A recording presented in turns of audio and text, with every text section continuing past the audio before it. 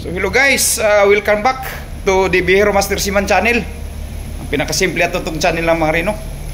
So for today's video guys, ipapakita ko sa inyo paano makita ba yung ruta sa Ickdays to radar. So may mga iba-ibang technique to guys So ito ipakita ko sa inyo mga best technique ng Bihero Master. So hindi na ako magtatagal. Punta na tayo dito sa mga gamit natin.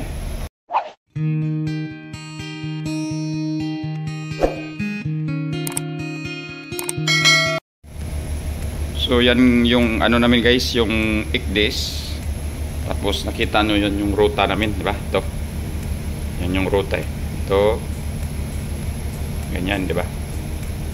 Ito yung ano namin, on shape position.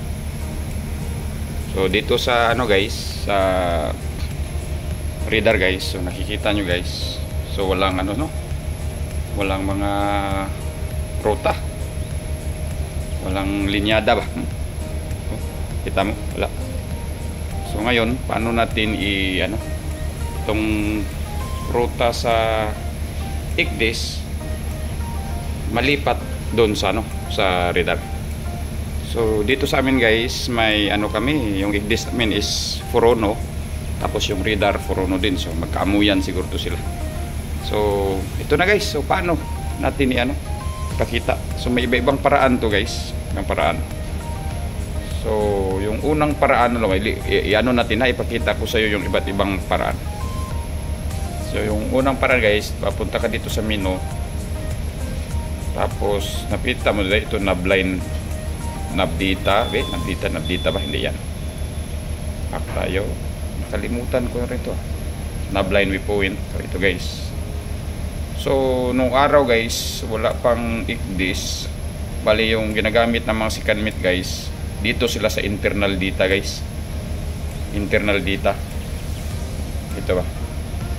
Pero provided na mayroon kang na-set na waypoint set ka, tapos may navline set ka. So mo yan, i-set up mo pa yan para meron kang, pag pindot mo dito sa navline data to internal data, makita mo yung mga waypoint, pero manual input yan guys sa waypoint tsaka sa navline set. So those were the days na wala pang Ickdays pa.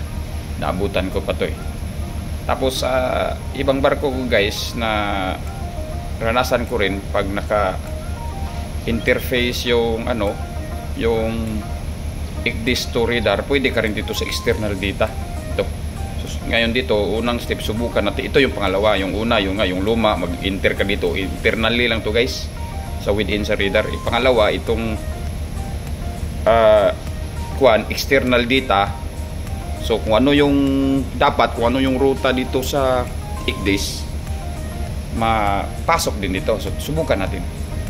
So again punta ka sa menu, back muna natin.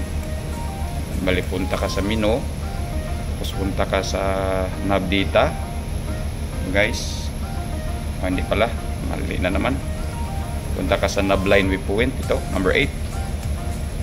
Tapos dito ka navline data, tapos external data, i-input ka external data guys. Wala so walang lumabas. So ibig sabihin hindi siya under control sa sa external data. Di ba? So ito na ang best technique. Pag hindi ganyan guys, isang pamaraan din, subukan nyo to. So wala yan Isipin mo naka navline waypoint ka, di ba? Tapos naka external dito, wala man. I-off lang natin. So ngayon, so balik na naman tayo sa menu. Ito guys, click menu, punta ka sa mark guys. Ito mark. Tapos punta ka sa number 7 guys. Ito InSmart, ito ba? Number 7 InSmart, click InSmart. Tapos punta ka sa number 6 guys, route. Tapos piliin mo yung all. Tingnan natin guys, walang kurap guys pag pindot. 1, 2, 3. Uy, yun pala. Yan na guys. Yan na yung best technique paano ng ruta para weekdays na hindi ka na mag-manually input sa radar. So isa lang to. So nakasubo kasi ako sa yung external data nga lang activated, pero dito hindi man siya na-activate. So yun, doon ka sa InSmart ko. So yun lang guys. So sana may natutunan. So don't forget to subscribe, share, and click the notification bell for more updates. So hanggang sa muli guys, paalam, babush!